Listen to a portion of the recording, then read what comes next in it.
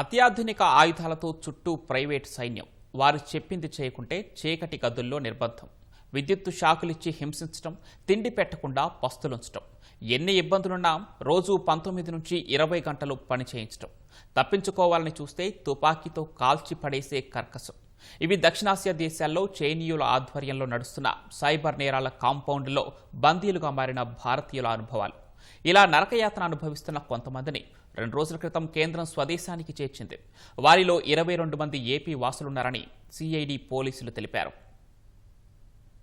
విదేశాల్లో data entry operator, call centre ఉద్యోగ అవకాశాలున్నాయని, లక్షల్లో జీతమంటూ సామాజిక మాధ్యమాల్లో ఆకర్షణీయ ప్రకటనలిచ్చి ఉచ్చులోకి లాగారని సైబర్ నేరాల కాంపౌండ్లో చిక్కుకున్న బాధితులు వాపోయారు. స్థానికంగా ఉండే ఏజెంట్ల ద్వారా కూడా అక్కడకు చేరుకున్నట్లు కొందరు వివరించారు. పర్యాటక వీసా, విమాన టికెట్ పంపించి తొలుత థాయిలాండ్ తీసుకెళ్లారని, అక్కడి విమానాశ్రయంలో దిగిన వెంటనే చైనా హ్యాండ్లర్లు ఆధీనంలోకి తీసుకుని పాస్పోర్టులు, మొబైల్ స్వాధీనం చేసుకున్నారన్నారు. అక్కడి నుంచి 12-13 గంటల పాటు ప్రయాణం చేయించి దట్టమైన అటవీ ప్రాంతాల ద్వారా సరిహద్దులు దాటించి మయన్మార్కు తీసుకెళ్లినట్లు చెప్పారు. ఎత్తైన ప్రహరీ గోడలతో కూడిన జైళ్ల మాదిరిగా ఉండే కాంపౌండ్లోకి తరలించారని, వాటి చుట్టూ పెద్ద సంఖ్యలో ప్రైవేటు సైన్యం ఉంటుందని భయానక అనుభవాలను గుర్తు చేసుకున్నారు. ఫేక్ జాబ్ వేసి 2 months వేసి పంపుతారు.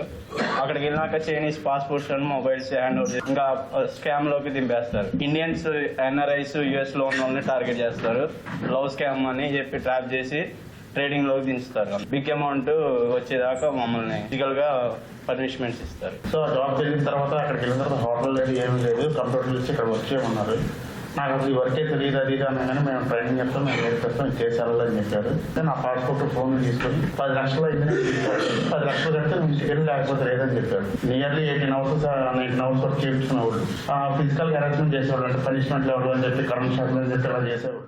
దక్షిణాసియా దేశాల్లోని సైబర్ నేరాల కాంపౌండ్లో చిక్కుకుపోయిన భారతీయుల్లో 1586 మందిని కేంద్ర ప్రభుత్వం గతేడాది నవంబర్ నుంచి ఇప్పటి వరకు 3 విడతల్లో ఇండియాకు తీసుకొచ్చిందని సిఐడి అధికారులు తెలిపారు. అందులో 120 మంది ఏపీకి చెందిన వాళ్లున్నారన్నారు. వీరిలో కొందరు సామాజిక మాధ్యమాల్లో ప్రకటనలు చూసి వెళ్లగా, మరికొందరు ఏజెంట్ల ద్వారా వెళ్లారని చెప్పారు. అలాంటి ఏజెంట్లపై 15 కేసులు నమోదు చేసి 30 మందిని అరెస్టు చేసినట్లు వివరించారు. ఇప్పటికీ విదేశాల్లో ఉన్న మరికొందరు ఏజెంట్లపై లుకౌట్ సర్క్యులర్ జారీ చేశామన్నారు. విదేశాల్లో ఉద్యోగాలనే ప్రకటనలు చూసి మోసపోవద్దని CID cyber crime SP Adhiraj Singh Rana తెలిపారు.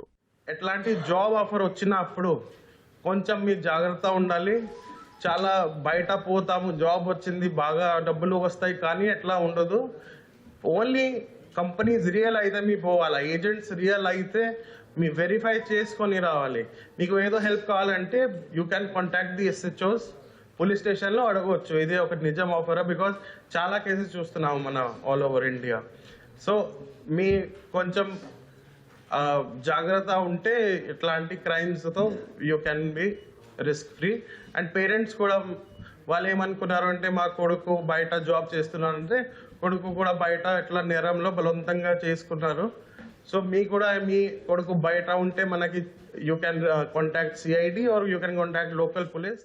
మయన్మార్లోని మయవాడి కేకే పార్క్ ప్రాంతంలో ఇలాంటివి దాదాపు 7 నుంచి 8 వరకు సైబర్ నేరాల కాంపౌండ్లు ఉన్నాయని బాధితులు చెప్పారు. ఒక్కో కాంపౌండ్లో ఒక్కో తరహా సైబర్ నేరాలు చేయిస్తుంటారన్నారు. ఇవి కాకుండా కాంబోడియా, వియత్నాం, థాయిలాండ్ దేశాల్లో అనేక సైబర్ నేరాల కాంపౌండ్లు ఉన్నట్లు వివరించారు. వాటిల్లో 10,000 మందికి పైగా భారతీయులు ఇప్పటికీ బందీలుగానే ఉన్నారన్నారు. ఎక్కువగా శ్రీలంక, పాకిస్తాన్, ఇథియోపియా, నేపాల్తో పాటు ఆఫ్రికా దేశాలకు చెందిన వారు వీరి ఉచ్చులో చిక్కుకుంటున్నారని తెలిపారు.